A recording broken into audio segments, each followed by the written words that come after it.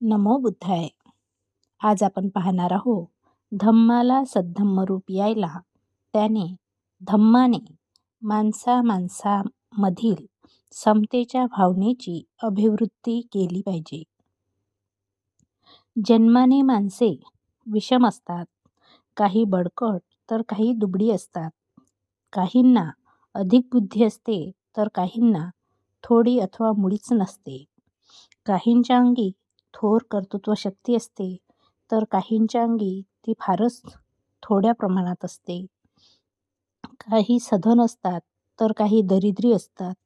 या सर्व प्रकारच्या माणसांना जीवन संघर्षात प्रवेश करावयाचा असतो. या जीवन संघर्षात विषमता ही स्वाभाविक स्थिती आहे. असे मानले तर दुबळ्यांची स्थिती असह्य होईल. विषमता जीवनाचा नियम करून चालेल काय?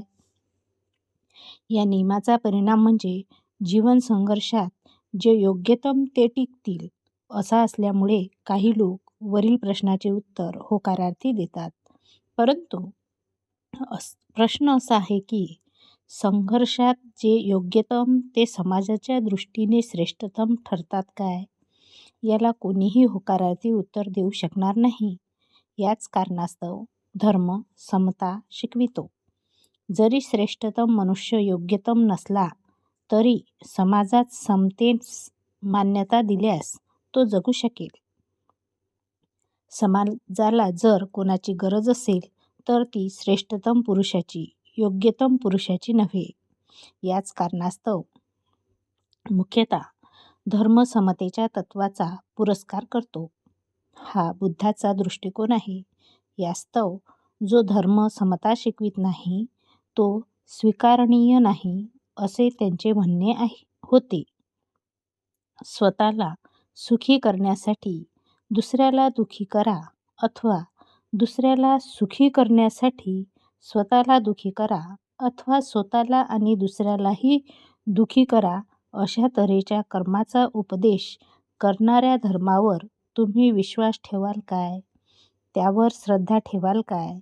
जो धर्म आपल्या सुखाबरोबरच दुसऱ्याच्याही सुखाची वाढ करण्याची आणि कोणताही अत्याचार सहन न करण्याचा उपदेश करतो तो श्रेष्ठतम धर्म नव्हे काय? जे ब्राह्मण समतेच्या तत्वाला विरोध करीत त्यांना हे आणि अशासारखे मोठे खोचक प्रश्न बुद्ध विचारित असे.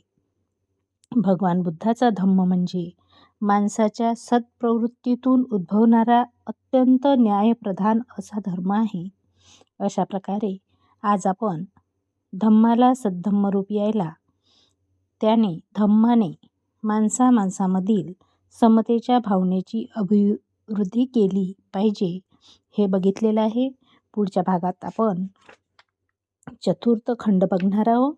तोपर्यंत नमो बुद्धाय. जय भीम.